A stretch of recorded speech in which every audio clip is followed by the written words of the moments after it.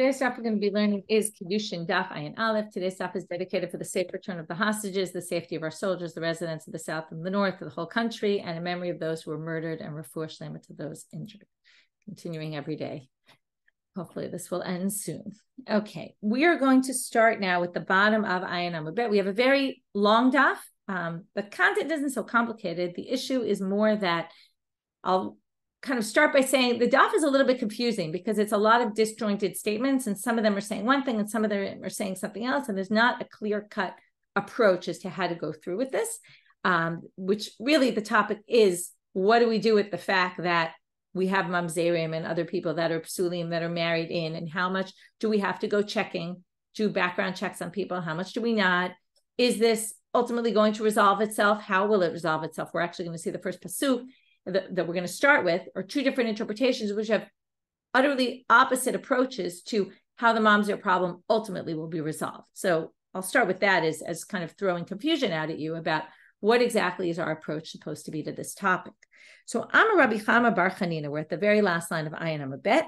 Kishakadosh Baruch Hu mitahel shvatim, shivto shel Levi mitaher tchila. In the future, okay, in the time of the Mashiach, when God is going to purify the different tribes, meaning take out, what we're going to assume right now, purify means to remove all the people that are psulim, to basically say, okay, you're on the outs, you're right? You people are mamzerim.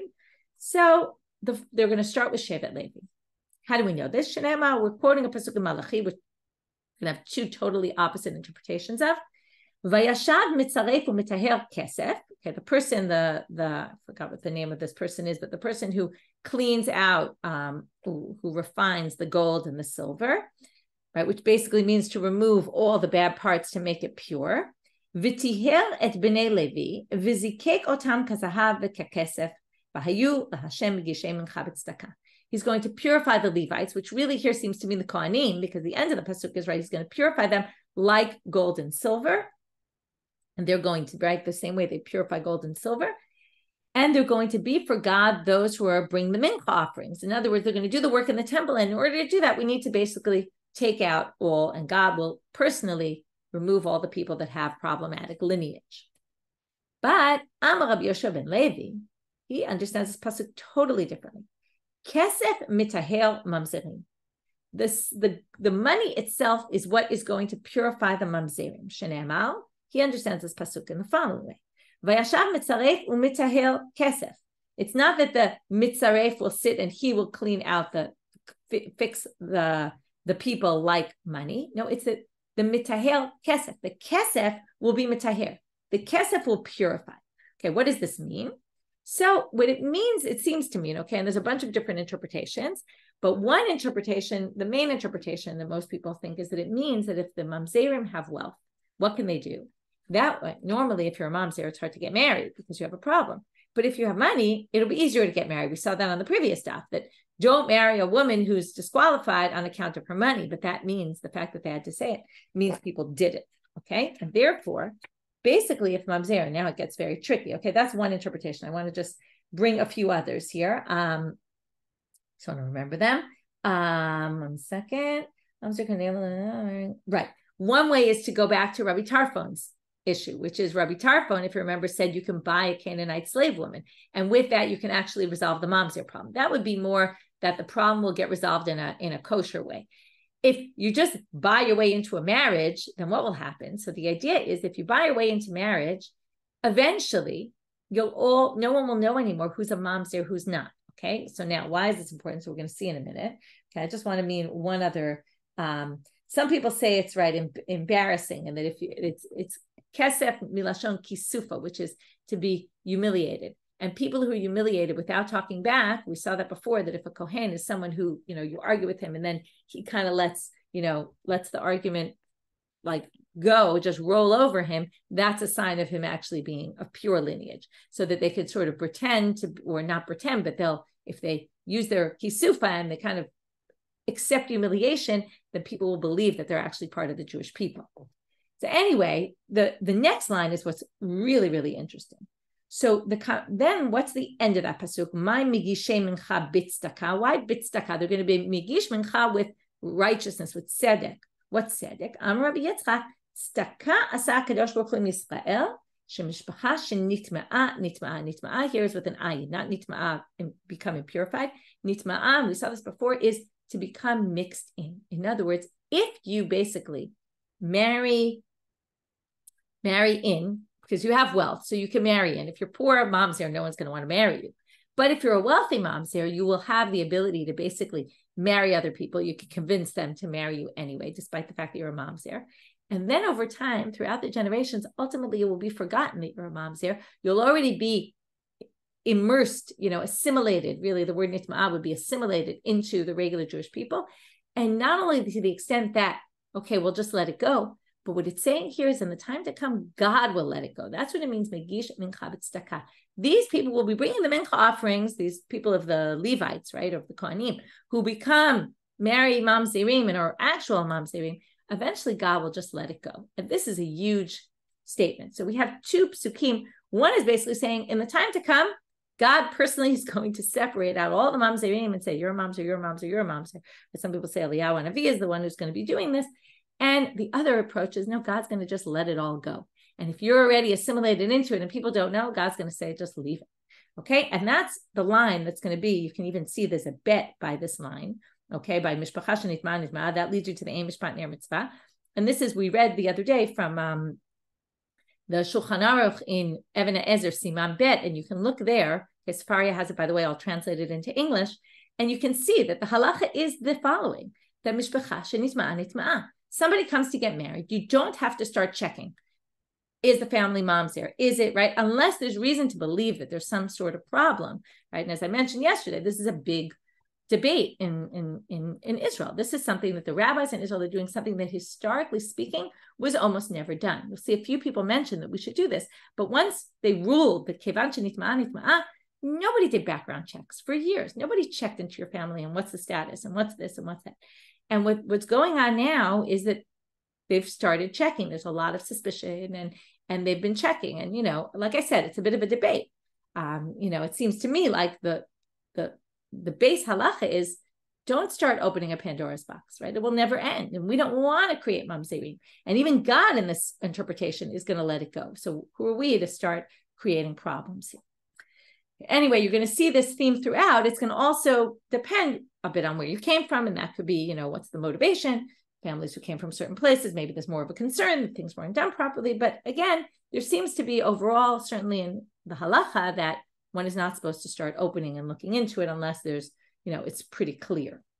Gufa. Amar Rav Yehuda Amar Shmuel. Kol aratzot isa le'eretz Yisrael, ve'eretz Yisrael isa leBavel. This is something we saw before, and now we're going to go into it in depth more, which is, Rav Yehuda says in the name of Shmuel, all the lands are like a big mushkababel, right? They're like a dough mixed up with lots of things, meaning all different kinds of people. Some are permitted, some are not permitted, compared to Israel. Israel is in a way better place. Much fewer people have problems, but Eretz Yisrael is Isa leBavel. But if you go through this hierarchy, Babylonia is the place, and that was based on what we saw, that Ezra cleaned everybody out.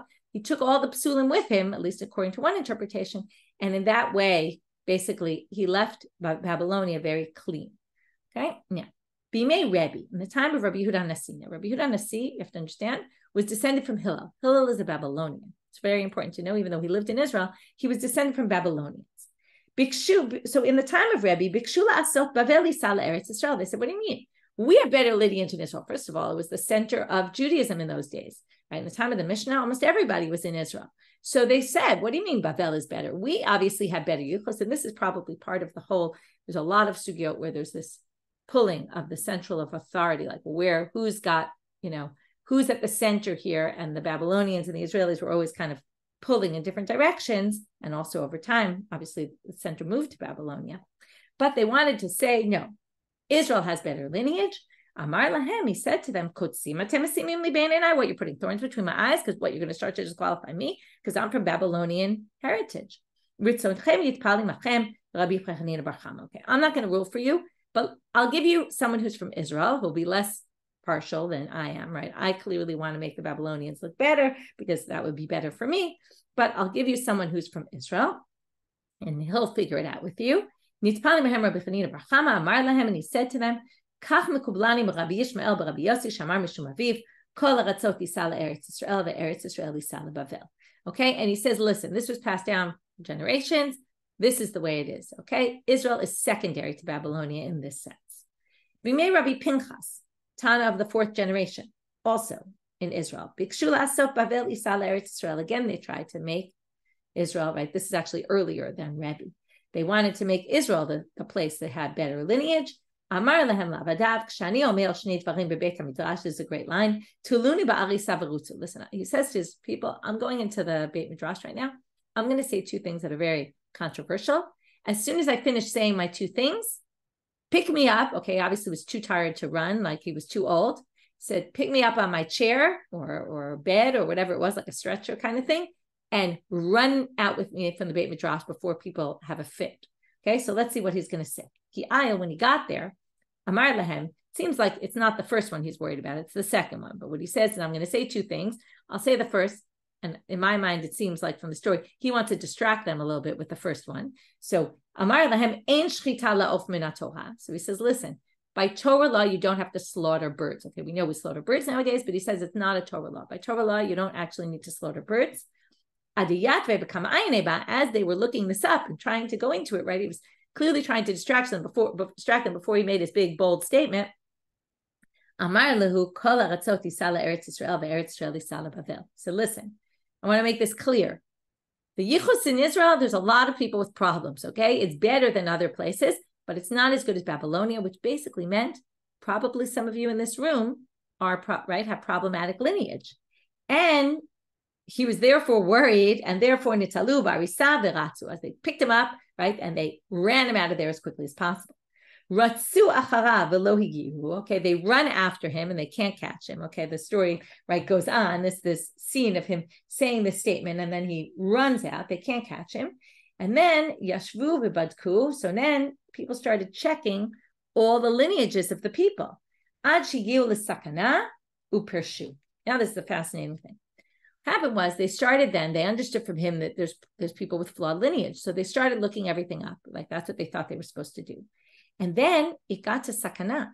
What kind of sakana? Well, imagine if you're a rabbi and you claim that some people have flawed lineage, these thugs who are from that family, they're going to send thugs to beat you up.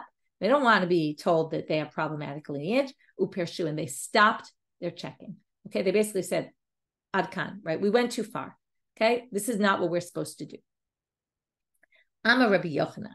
Here's another statement that basically you're going to see. All these statements basically say we're not supposed to start checking, even if we know, right? This is fascinating. They knew there was flawed lineage, but they weren't supposed to be checking. I'm a Rabbi Yochanan. Hechla biyadenuhu. Okay, that's basically a way of swearing that I swear in the name of the temple, of the sanctuary in the temple.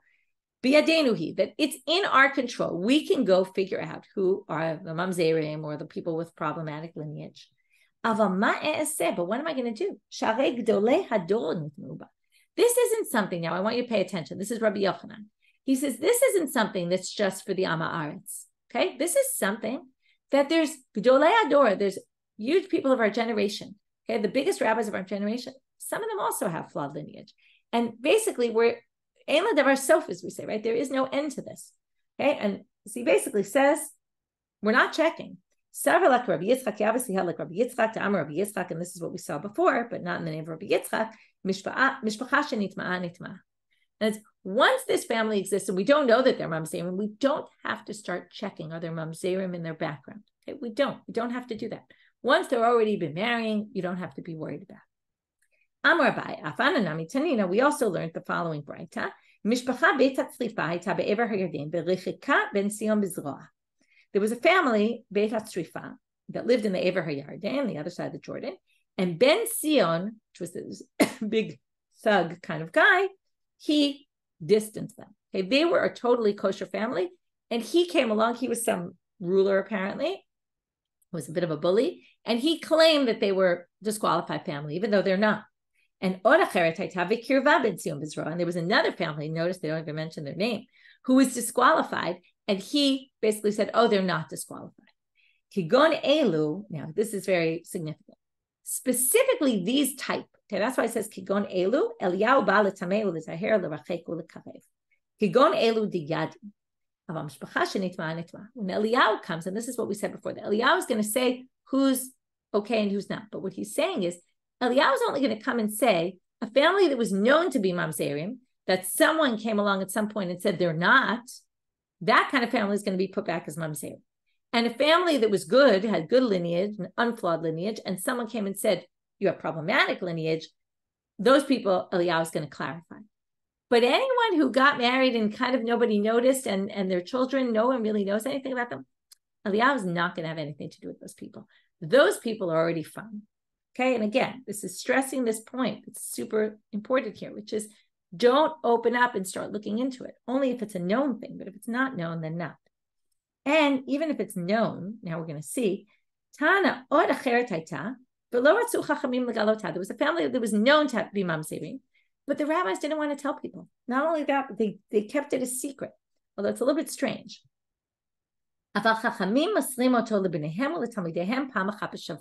But once, now, Shavua is not a week like we use Shavua. Shavua in the Gemara is once every 7 years.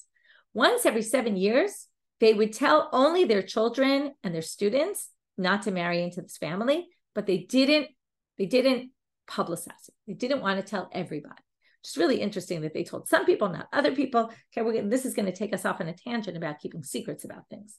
Some people said twice every 7 years. Rav Nachman bar Yitzchak said, actually, it seems like once every 7 years is probably what they did and not twice, because Kedetanya appears in a Braita, Hareini Nazir Megalem Mishpachot. Somebody makes the following declaration: I will be a Nazir if I don't reveal the families and who's a mamzer. Better that he become a Nazir than, even though, remember, Nazir, we weren't always so happy with people becoming Nazir, rather than he do the opposite, which is fulfill his condition by basically revealing families. Now, it's either he's going to reveal families and be a Nazir, or he won't be a Nazir. So basically, better that he do that and not reveal families. You see here that it's important not to, and therefore, if there's a debate whether they did it once every 7 years or twice every 7 years, they must have only done it once every 7 years. Okay, now we're going to get off on a tangent about names of God. Okay, and now we're going to talk about what we call the Shema Mefolash, the special name of God that was used really very, in only certain circumstances. The Kohanim would use it in Birkat Kohanim. It's called Yud, right? We call it Yud Kei Vav Kei, right? The letters of God that appear in the Torah that we don't say. Amar Rabbi Yochanan, Amar Rabbi Yochanan, Shem ben arba otiyot chachamim moslim oto l'talmidehem pam achat b'shavua. V'amar la pamayim b'shavua. Same debate here. Was it once every 7 years or twice every 7 years that they would reveal the name of God that had 4 letters, okay, which is the Yud Kei Vav Kei? The rabbis would teach it to their students. Amar Rav Nachman bar Yitzchak mistaber kamad amar pam achat b'shavua. Same thing here. Seems like it was really only once every 7 years. Dechtiv zeh shmi la'olam. This is when God reveals himself to Moses at the snet, the burning bush. And he says, this is my name forever, but La'olam is spelled without a vav. And if you read La'olam without a vav, it could be pronounced as Le'alem. This is my name, La'olam, which means forever, but Le'alem, which means to keep it hidden, okay, not to reveal to people. Rava Savar the Midrashei B'Pirka. Rava wanted to teach this in the Shiur to everybody. Amar Le'ahu Saba La'alem. Even this elderly man came over to him and said, don't say that. It says la'alem, we're supposed to read it out, right? It says la'olam, we're supposed to read it as la'alem. Keep this a secret.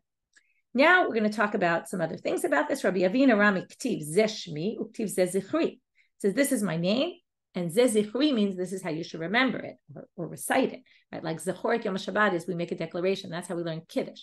So this is how you should say it. So zeh shmi, this is my name, but there's zeh zichri, but you should say it differently. Amar Kadosh Baruch Hu, how do they darshan this? Look, that God said to Moshe, Look, shani nichtavani nikra. I'm not read the way it's written. Nichtavani b'yud hey v'nikra ba'alef daled. Right? That's what we say. The name of God that we say is Aleph Daled Nun Yud, Adonai, not right, my master, not Yud Kei Vav Kei, the name of God. Tanu Rabbanan. Barishona. Now we're going to talk about. There was this. We just talked about the Shema Meforash which have 4 letters. That's very known to us. But now they're going to talk about there was a name of God with 12 letters, and there was a name of God with 42 letters. And those were kept even more secretive. And that's why we don't know about them really. Tanu Rabbanan, Barishona Shem ben 12 otiyot, hayu moslim oto l'chol adam. The name of 12, they used to, name of God with 12 letters, they used to reveal to everybody. Misherabu paritzim, but then there were all these people who used God's name in all sorts of ways that were not really appropriate. Hayu moslim oto litznuim shebekuna. They would only give it to the modest, humble Kohanim, because the Kohanim again needed it for Birkat Kohanim. when they would bless the people. And the ones who were humble and modest and knew this, what would they do? Well, now you imagine. All these kohanim are standing there blessing the people. So if some say it with 12 letters and some say it with 4 letters, well, the one who say the 4-letter name are going to hear the people saying the 12-letter name. So then it's not going to be a secret anymore. So what would they do? They would be mavli'im oto b'ni'imat achechem hakohanim. While the kohanim were singing the name of God, they would mutter it under their breath so that no one would really hear them. They would kind of swallow their words so no one would hear them using it. Tanya Rabbi Tarfon, in fact, there's a bright that says Rabbi Tarfon said, he was a Kohen, and his mother's brother was also a Kohen. Okay, his mother came from a Kohen family. We both went up. And I tried to listen to the Kohen Gadol saying the name of 12 letters, but I heard him swallowing it while the Kohanim were singing, and I couldn't identify the name of God. So now another statement. Okay, you can only pass the name of 42 letters to someone who is the following. We have a long list now. Sanua ve'anav, humble and modest. Or modest and humble. He's already reached half of his life. Okay, it's a good question how we determine what that is. Eno ko'es, he doesn't get angry. That connects with what we talked about, the Kohanim. The Kohanim will get angry. We had a machloka yesterday, whether that's an indicator that they're not a natural born Kohen, right? That they have a yichus problem, or maybe not. But here we're going to say, no, if you're ko'es, you can't get the name of God. We're not trying to hear about psulei kuna, but we're talking about, you're not of that level that you should be getting. You should hear about this name with 42 letters. You don't get drunk. And if someone does something bad to you, you don't take revenge, right? You let it slide. Anyone who does know it and is careful with it and protects the name of God, he is beloved above by God and the angels, and he's beloved below. People fear him. And he will get rewarded that he'll also have a part in this world and also a share in the world to come. Okay, that was an aside about things we keep secret, because we talked about the fact that we should keep these mamzerim secret, and we had the exact same structure about, did they tell people once every 7 years or twice every 7 years? Both cases we assumed it was really only once every 7 years, because really these things should be kept secret. Amar Shmuel Mishmei de Saba. Shmuel said down the name of an elderly person. We're now going to distinguish between Babylonia, like we did before, Israel, and the other nations, and a little bit more practical. So if you're in Bavel, people are b'chezkat kshera. You assume they're fine unless you know for sure they're a mamzer. Or again, I'm just using mamzer as a term. It could be nitin. It could be any of these people who can't marry in. Other lands, we assume you're pasul unless proven otherwise. Now, even though this sounds like you need to check, the poskim don't say that. They say it doesn't mean that when you go to get married, they have to check every single person who comes from some other nation. It doesn't mean that, even though it kind of sounds that way. Eretz Israel, muchzak lepasul pasul, muchzak lekasher kasher. So Israel's in the middle, which is what? If you have a chezkat kashrut, right, your family seems to be fine and presumed status of kasher, then you're fine. If presumed status of pasul, then you stay within that presumed status. Then I guess we check to make sure that you really are. But basically, we go by your chazak. So now the Gemara says, wait, this last line has a bit of a contradiction. Haguf akashya. Amart muchzak lepasul pasul. That means, right, we talked about status, if your presumed status is disqualified versus presumed status kosher. What about if we don't have a presumed status? So based on the first line, presumed status kosher, you're kosher, it sounds like. If you don't have any presumed status, then you'll be pasul. And from the other statement, it sounds like, no, you're only pasul if you have a presumed status of pasul. So that's what we're going to read now.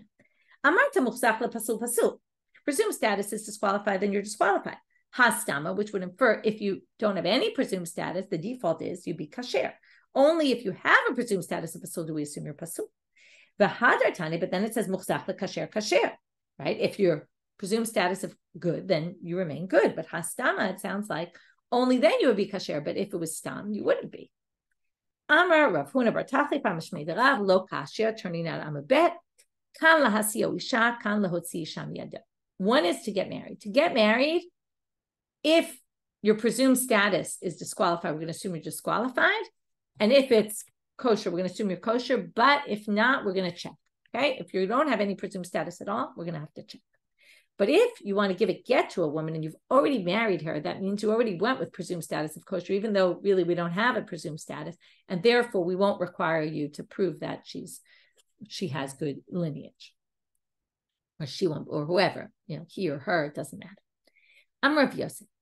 Now we're addressing an issue that we're going to start addressing now and then really get to at the end of the daf, which is if we assume the people in Babylonia are presumed status of kosher, how do we know you're from Babylonia?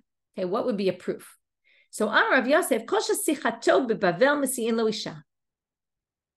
So he says, listen, if you have a Babylonian accent, okay, obviously everybody has accents, right? If you hear me speak Hebrew, I don't speak Hebrew like an Israeli, right? So it's clear I come from America. So if you have a Babylonian accent, then we'll know you're from Babylonia. That's a good indicator. But he says nowadays there's a lot of people who use that. They figure out how to have a Babylonian accent. And in order to show that they're kosher, now we actually can't use that as a test to figure out if they're Babylonian or not. Remember, Rabbi Yochanan said that, listen, even Gedolei Ador have this problem, and therefore, I can't start opening this up because, as we said, right, it's opening up a can of worms, and it's going to be a big problem. So now we're going to see a story with Rabbi Yochanan. Rabbi Yochanan was from Israel, so remember, Israel, it's a bit of a doubt about things. And Rabbi Yochanan, one of the greatest Talmidei Chachamim of Israel at the time, so the story you might find it a bit surprising. Zeira have a kamishtamet minei to Rabbi Yochanan. Zeiri would try to avoid Rabbi Yochanan. Why? To have a amarle nisiv barte. Rabbi Yochanan wanted to marry his daughter off to Zeiri. And Zeiri wanted to avoid that. Because why? Because he was worried that maybe if Rabbi Yochanan comes from Israel, maybe his lineage isn't good. Okay, so he was suspicious of Rabbi Yochanan's lineage. Fascinating. Yom Echad, one day they happened to be walking down the same street. They get to this huge puddle, and Rabbi Yochanan can't pass through. So Rabbi Yochanan So he picks up Rabbi Yochanan on his shoulders and takes him across. Why did he do this? Because Rabbi Yochanan was a gadol b'Torah, right? He was a big Talmid Chacham, out of respect for him. So he says to him, Rabbi Yochanan says to Zeiri while he's on his back, I assume, you obviously view me as a big Torah scholar. My Torah is okay, but my daughters are not okay. I don't understand. What do you have against my daughters? My da'atech. What are you thinking? Etc. If it comes Rabbi Yochanan, he says to him, what are you worried about? You say because Ezra brought these 10 types of people, as we saw in our Mishnah, and then, basically means he brought mamzerim with him, he brought netinim, and now there were all these people mixed up in Israel. That's what you're worried. But take that Mishnah literally. What does it say? He took Kohanim, he took Levim, he took Yisraelim. Atu, Kohanim, Levim, Yisraelim, Kusliku. Did he take all the Kohanim, all the Levites, all the Yisraelim? No, he didn't. He took a bunch, a lot, and he left a lot. We all know that many people didn't come with him. So kihechi d'ishtar mehane, ishtar nami mehane. So then he makes a comparison. He says if he didn't take all the Kohanim, Levim, Yisraelim, then it means he didn't take all the mamzerim. So for all intents and purposes, you could be a mamzer also. So now they say ish demitete, but obviously Rabbi Yochanan forgot. Hadam Rabbi Elazar lo ala Ezra mi Bavel al she'asa'a kesolet nikiyav ala. Remember we saw this? No. In Babylonia, the whole premise of this was that Ezra cleaned out. He did take all the mamzerim. He didn't take all the Kohanim, Levim, Yisraelim, but he did take out all the mamzerim and all the people who weren't allowed to marry. So, in fact, Rabbi Yochanan, there was good reason to suspect him. And in fact, it's interesting that he himself said even the greatest of the generation could have mamzerim in them, and that's why Zeira didn't want to marry his daughter. Another story. Ulla ikla l'pumpadita l'bei Rav Yehuda. Now we're in Babylonia. Now in Babylonia, what did we assume? Chazkat kashrut, okay? But Chazia the Rav Yitzchak berei to Rav Yehuda to gadav lo nasi. So Ulla comes to Pumbedita. Ulla was from Israel. He gets to Pumbedita and he sees Rav Yehuda hasn't married off his son. His son, Rav Yitzchak, is of age to be married, and he's not married. So Amalei, my tamalo kamansivle, Mara itatala bere. Why haven't you married off your son to some daughter, some girl?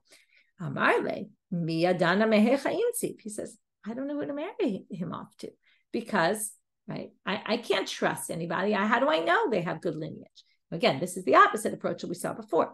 That, first of all, there's halacha, and then there's also how you deal with your own children, right? Could be he might say, okay, la halacha, fine, it's mixed in, but not for me. or he had a different approach entirely. Again, that's why I say this daf zigzags between, how much are we supposed to just ignore this and how much are we supposed to take this problem seriously. So he says, how can I marry anyone? Amalei. So Ulla says to him, very important statement. Atu ana miyadina mehecha katina. Do you think we know where we came from? In other words, maybe you are from a mamzer. How do you know that you come from perfect lineage? You have to remember also, even if at the time of Ezra, they cleaned out all of Babylonia, right? We all know Jews went back from Israel to Babylonia. So it's not like everything's going to be hunky-dory and, perfectly clear. And a lot of generations pass into Ezra. He says to him, so Ulla says, Dilma mehanach dichtiv, maybe you're part of this pasuk. In other words, there were all these problems that happened in way back when, in the time of the destruction. We're now going to quote a pasuk from Eicha. Nashim b'tzion inu, betulot ba'arei Yehuda, right? Similar to, unfortunately, what happened here not so a few weeks ago, that the women were tortured, right? What does it mean they were tortured? And the virgins in the cities of Judea, that they were raped. That means they were raped by these Gentiles. That means their children are, their children aren't necessarily mamzerim. So let's start with this. He says, these women were raped, right? Jewish women in that time, at the time of the destruction, were raped. And it could be you're born from there.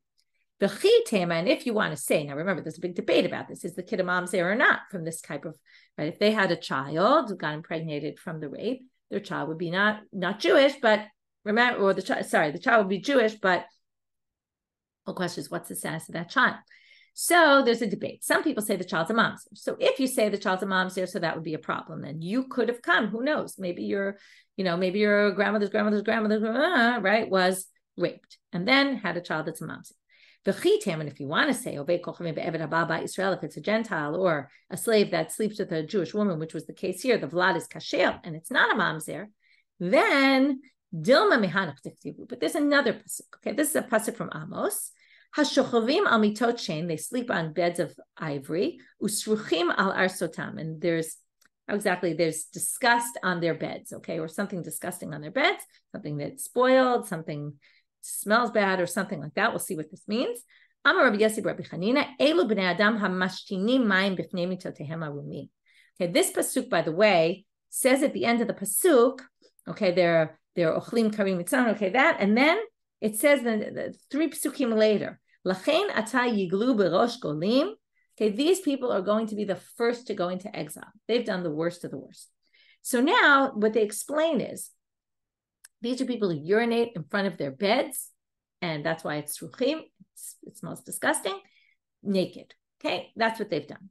Rabbi Yochanan says, what are you talking about? That can't possibly be what this pasuk means. Wait, but it says they're going to be the first to go into exile. Now, it's pretty disgusting thing to do, but that's not the number one sin. We're going to say you go to exile first because you urinated next to your bed while you were naked. So you're a disgusting person maybe, but you're not going to necessarily be exiled. These are people who eat and drink with each other. That's because it says, that's the end of the pasuk. Why are they talking about the beds? They put their beds together, meaning I put my bedroom in someone else's bedroom. Okay, what will happen then? They switch women. Okay, this one sleeps with his friend's wife. And what does it mean? They defile their beds. There's semen that's not theirs on their own beds. Okay, and then that pasuk basically shows that there was a lot of znut going on in those days. That's what people were doing. That was their sin. So basically, Ulla says to him, you don't want to marry your son off to somebody else because you're worried about they have flawed lineage, but who's to say you don't have flawed lineage? Amar le hechinabitz. He said, so what am I supposed to do? How am I supposed to marry off my son? Amar le zil batar shtikuta. Go by silence. Go check who are the quieter people. Okay. Now, again, there's a very interesting thing going on here. That on the one hand, yichus, we said the Gadolei Ador could have it. It's not really an indicator of you could be a Gadol Ador and maybe come from some flawed lineage. Like flawed lineage is something that doesn't necessarily affect your personality. But here they're saying that no, there's different personalities between born Jews, right, and people who have disqualified, right? You could be a born Jew and be a mamzer, and they're saying mamzerim or maybe I think here they seem to be worried about like the Netinim and people from these other nations that have certain character traits, that it's in their DNA, these character traits. And if you see them, like we saw this yesterday with the Kohanim who are contentious and fight with other people, that's a sign. This is going to be the exact same thing. That's a sign they might come from some other nation. So what he said is look for the people who are quiet. So again, there's a lack of clarity here. Is it just yichus and it has nothing to do with any, right? Your personality isn't affected by it. Or some people believe that the personality was affected by it. Because again, if you're from some other, let's say the Nitinim, they were known, the whole reason why we're not allowed to marry them, right? They're the Givonim. They were, right? They came and lied to us and they dressed up as some other people and brought moldy bread and all that. And they were known to be problematic people. And therefore, if we see in your personality, maybe you come from there. Again, it's obviously a very complicated thing. And Jews in general are contentious and argue with each other, and hard to really know how to take this, but that's what he said to him. Go by, right? And this is what we normally say, right? A good family, right? You see the family and then you know that this is a good person. So he says, go by. Silence. That's the way that we check in Israel. If two people have an argument, we see who's the first one to give in to the other side. We say he must have better lineage, right? He's giving him advice from Israel, because in Babel, they didn't really have to check the lineage. In Israel, there was a bit more of an issue. So he said, that's what we do in Israel. You can do that here if you're worried here as well. Rav said, right, again, the same thing. Silence is an indicator that you have good yichus, to which they say, Ini, really? Rav, he got to the house of a man who was in charge of the vinegar. He was a vinegar pourer. And he checked him out. So what does it mean he checked him out? It sounds like he checked his yichus. He didn't check his personality. To which they said, no, he did. He checked his personality to see if he was a quiet kind of guy. And this is what he said to them. Check if he gets into an argument and he and he gives in to the other side or not. And that was his check. And that basically supports the explanation of Rav, right? The question on Rav wasn't really a question anymore. Amar Rav Yehuda Amar Rav. And again, we're going to quote Rav as saying the following, the same kind of idea. This is taking one step farther. If you see two people arguing with each other and nobody gives in, so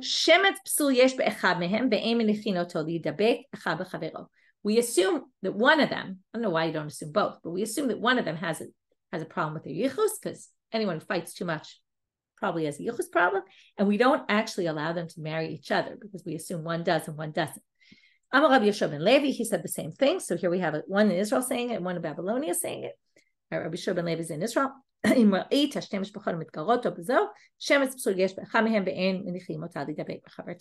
thing. We don't allow them to marry each other. Amar Papa Saba Mishmei Rav. So now again, they're quoting in the name of Rav. He apparently had a lot to say about this. Bavel Bria, Meshon Mita, Madai Chole, Elam Goses. He now takes these four areas. He says that they're all near each other. Bavel, good yichus. Meshan, meta. They're dead, meaning they're all bad. Madai, chole, sick. And Elam is goseset. They're on their deathbed. So what does that mean? Ma ben cholim legosesim. What's the difference? Well, rov cholim lechayim, rov gosesim lemita. So basically, Madai is sick. That means there's some people who are disqualified, but most are not. And Elam, which is goseset, is on their deathbed. That means the majority of them are no good. Only a small amount are good. Now we get to the very last question of today, which is Hechan hi Babel. What are the borders? If we're going to say that Babylonia has good yichus, where are the borders of Babylonia? Okay, so if you have a Schottenstein or a Kohen, they both have some maps here, and you can look along with the maps. So Rav Amar Ad Nahar Azak, Shmuel Amar Ad Nahar Yuani. Okay, they each give different Naharim as the borders of the country. And then we know that there's the Euphrates and the Tigris, right? That are the rivers that border Babylonia. So they want to know La'el B'diglat Ad Hecha. So if you're talking about the Tigris, how high, how north on the Tigris do we go that we say this is the border of Babylonia, particularly for Yuchsin? Rav Amar Ad Bagda Ba'avna. Okay, he said until a certain place. Shmuel Amar Ad Mushkini. Okay, he says until this place called Mushkini. Below Mushkini B'chlal, they say, wait, until Mushkini? But what about Mushkini itself? Shmuel said just until. It sounds like he wasn't including Mushkini. What about the inhabitants there? And Ha'amar Rav Chia bar Abba Amar Shmuel, wasn't Shmuel quoted as having said Mushkini harei ki gola liyuchsin? That Mushkini is like the Gola. The Gola is actually, Gola usually sounds bad, exile, but no, the Gola is Babylonia. So mushkani is like Babylonian. So how could he say until mushkani? To which they obviously answer, ela ad mushkani u mushkani bichlal. He meant up to and including mushkani is the border. So what about the southern part of the Tigris? Amar Rav Shmuel ad Apamia tata, until the southern Apamia. Okay, now they're going to tell you. Tarte Apamia Havian, there were two. Chada Ilita v'chada Tatya, one is above and one is below. Chada Kshera v'chada Psula. So ad Apamia means until the lower one, right? One is okay, one is not. Uben chada l'chada parsa, there are only a parsa of distance between the two. V'kakapte ahadade v'afilu nur lo mashle ahadade. Even though they're very close to each other, they won't go into the other one's city. They won't even lend them fire. Okay, now why fire? Because fire, you don't lose anything by loaning anyone, right? You don't give them your fire. You light their fire with yours. Even that they won't do because, we always say, right, Lita mixed marriages, right? Lita, they didn't want to marry at all. So they said, we're not even giving you fire because it'll cause conversation. From there, it might lead to marriage. And therefore, they would stay far away from them. V'simanech, and how do you remember which one is the one that's disqualified? Again, this won't help us, but the psulta had mishtaya meshanit. The ones that are, actually 1 second. Right, the ones who speak the language of Meshan, they're the ones who are problematic, which was obviously the southern ones, because they were bordered on Meshan, and they spoke the language of the Meshanim. And remember, Meshan was Mita. They're the ones who were all psulim. La'el biprat adhech. Okay, so now let's go to the Euphrates. What's the northern border of the Euphrates that we consider Babylonia? Rav Amar ad Akra de Tulbakane, Shmuel Amar ad Gishra de Beprat. There was the bridge of the Euphrates. Rabbi Yochanan Amar ad Ma'aboret de Gizma. Okay, the Gizma crossing. Light Abaye v'Temach of Yosef ad Rav. They cursed Rav because Rav gave this northern. It sounds like he has the most northern boundary. And they didn't think that was right to say these people are kosher. They're not. He gave too high a border, and therefore they cursed him. Adirav layit, adishmuel lo layit. They said, wait, but Rav, the Nahar, now this is fascinating end to the daf. I think it's interesting. So the bridge that Shmuel said was actually farther north than Rav's. So if the bridge of Rav's is farther north, then how could they have cursed Rav and not cursed Shmuel? So first explanation is, oh, no, since the bridge is more farther north, and therefore they were basically, the cutoff was the bridge for Shmuel, and Rav had a lower cutoff, and they cursed Rav, of course they cursed Shmuel. So that's one way of reading it. But the second way I think is more interesting. They really cursed Rav, they didn't curse Shmuel. In their times, the bridge was actually south. But ha'idna hudaliyah parsai. But nowadays, the Persians came, they took over, they moved the bridge, and the bridge is now north. Right? That's why it's kind of funny. So they're having this whole argument, why they only curse Rav and not Shmuel. If the bridge is north, they say, oh, well, in fact, when they discussed it, the bridge wasn't north, the bridge was south. Now the bridge happens to be north. But so why is it interesting? Because again, when we look with our eyes and what we can see, or when they looked with their eyes and what they could see, it didn't make any sense to them. But if you see that maybe something had changed, then that can make more sense. Which, by the way, is interesting in general about this whole topic of whether you have mamzerim mixed in or not. And it also changes within the generations, and interesting, they thought, oh, based on Ezra, we can assume, but obviously people moved back from Israel to Babylonia, and people who are living in Babylonia had, were from Israel at some point, possibly. And it's very confusing. As I said before, when I introduced this stuff, it's a very confusing stuff because you see all different approaches. Maybe what's interesting about it is to see that there were a lot of different approaches about how to handle this. And really the first pasuk really showed us the two different approaches. Either in the future, God's going to handpick out all the psulim, or God's going to just say, you know what, you're mixed in already, just let it go. And that's a really big difference. Here it's putting it in God's hands, forget about in our hands, that even God himself is going to let it go. And that's a really interesting approach. And it seems to be the one that was a pascha mahalacha, but again, over time, things do change and people change policies about this. And what's going on now in the state of Israel is a policy that's very new historically and wasn't, maybe was in existence way back when, but for generations, really, rabbis did not check people's lineage and do background checks and all that.